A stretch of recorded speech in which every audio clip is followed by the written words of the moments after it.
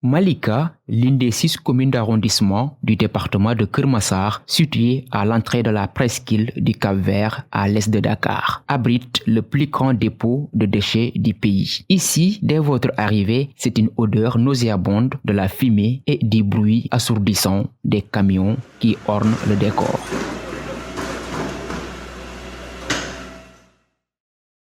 Pourtant, tous ces éléments n'empêchent à plus d'une centaine de personnes d'y entrer pour chercher leur gagne-pain chaque jour. Ici, emploie plus de 4000 personnes ou 5000 personnes. Sans compter des femmes qui vendent du déjeuner, la nourriture. Sans compter, c'est comme une petite monde. Conscients de la stigmatisation dont ils souffrent, les travailleurs de cette plus grande décharge de la capitale restent optimistes et demandent beaucoup plus de considération. am ñoo xam ne aussi ñi ngi ñëw di liggéey mais bu ñu demee duñ leen xamal parce que dañuy làqatu ne ñu ngi fii.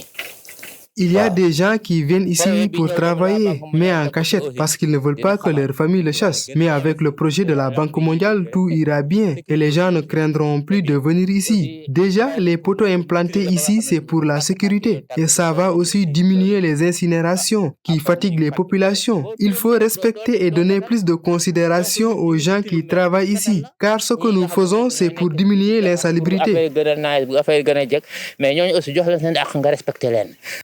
À Mbeubeus, les acteurs s'adonnent à plusieurs activités, souvent au péril de leur vie pour subvenir à leurs besoins. Les gens qui entrent ici sont très courageux, que ce soit les hommes et les femmes. Moi, je suis dans le recyclage des matières. J'achète des matières plastiques pour les revendre aux Chinois, mais aussi j'ai des sachets plastiques qu'on transforme pour fabriquer des pannes, des chaises. Les Chinois les broient pour les ramener chez eux. Il y a des gens qui vont jusqu'au fond faire de la récupération, des hommes et des femmes qui courent de gauche à droite pour chercher quoi ramener à la maison pour la dépense. Malgré les emplois que génère la décharge de Mbeubeus, les riverains, eux, payent les conséquences écologiques, d'où il s'impose à revoir les comportements.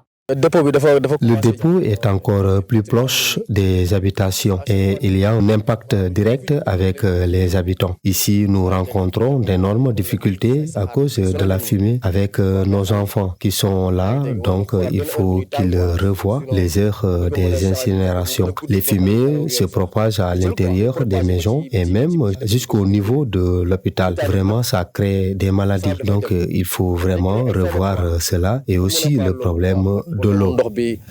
Ces travailleurs qui vivent l'insécurité au quotidien invitent le chef de l'État à venir s'enquérir de leur situation et à créer de l'emploi pour lutter contre l'immigration irrégulière.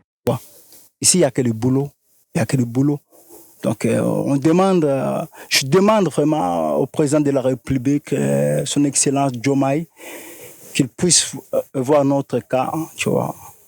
Si même lui-même il peut, je l'invite même de venir nous assister vraiment, tu vois. Ça fera du bien de voir la condition les gens travaillent vraiment. Les gens, ils sont en train de faire le nécessaire, tu vois. Personne n'a demandé rien. Au lieu d'aller chercher des pirogues, les gens sont là en train de danser dans les dalles. Il faut créer des emplois. Le canal qui sépare Mbeubeus des habitations constitue une source d'inondation selon les populations qui appellent à plus de civisme.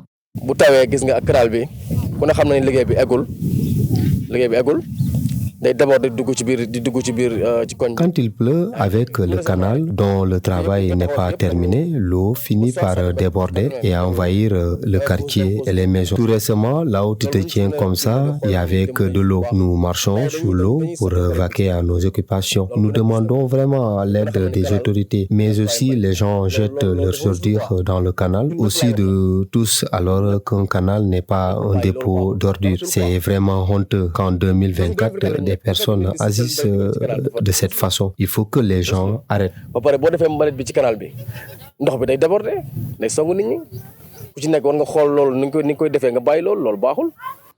Entre l'enclume des récupérateurs et le marteau des populations riveraines, la décharge de Mbeubeus s'agrandit de jour en jour, d'où la nécessité pour l'État de trouver des solutions au bénéfice de tous.